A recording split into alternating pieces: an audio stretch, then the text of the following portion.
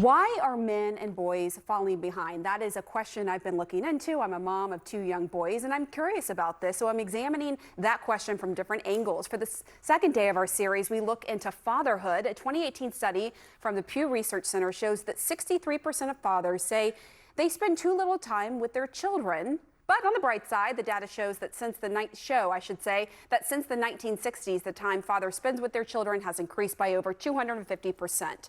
I recently met with Richard Reeves, author and founding president of the American Institute for Boys and Men, which uses evidence-based research to understand the challenges facing this population. Reeves says fatherhood is a load-bearing wall for our society and that children, especially boys, need a father figure in their lives to thrive. How important are dads in the life of a boy? I've come to believe that fatherhood is a load-bearing wall for our society. And what I mean by that is that we can hold in our head the idea that there are all kinds of families, and I'm sure that people listening to this conversation will have families in all shapes and sizes, but that nonetheless the role of fathers in the lives of their sons and their daughters, but especially their sons, is absolutely fundamental.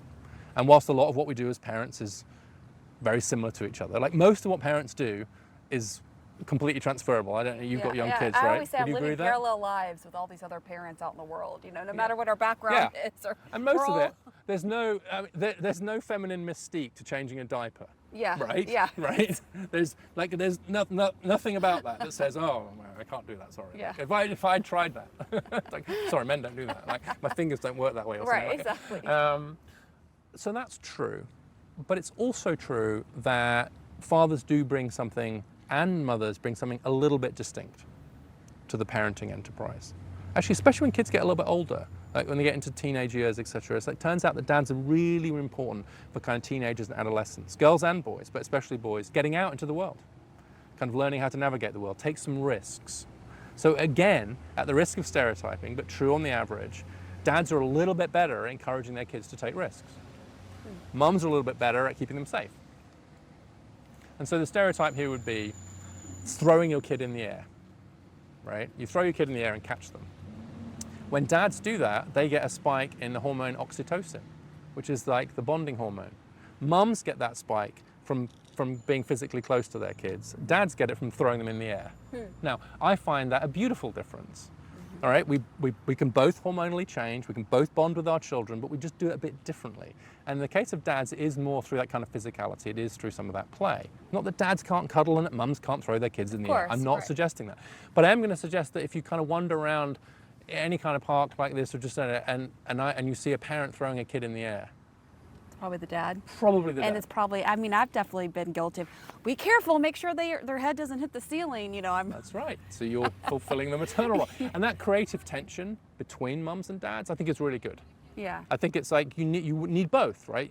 So you don't want one parent to be completely reckless. You don't want the other one to be overly safe. Dads are better getting the kids out of the house and engaging in that free play. Yeah, out of the nest a little bit, taking some risks, learning how to kind of navigate the outside world, etc. And there's just a tension there. And they said, I think it's a really great and creative tension. And as soon as you get into any of these differences, as soon as you start to say there are some differences in what mums and dads bring or the way men and women are, you really quite rightly run into this suspicion. Where is he going with this? Mm-hmm. Are you about to say not only is one different, but one's better, right? And this is why women should stay in the home, for example. Like, women are more caring, so they should stay at home and raise the kids, right? Where are you going with this thought? And because people are afraid of that you might be going there with this thought, we actually end up, I think, not being willing to entertain the fact that there are, on the average, some differences between dads and mums, and they're awesome.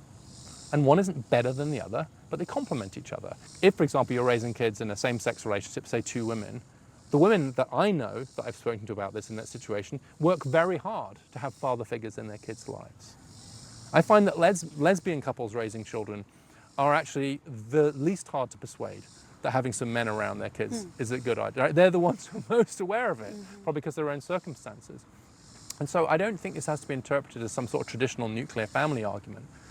But I am very worried that we, again, inadvertently send the message to dads.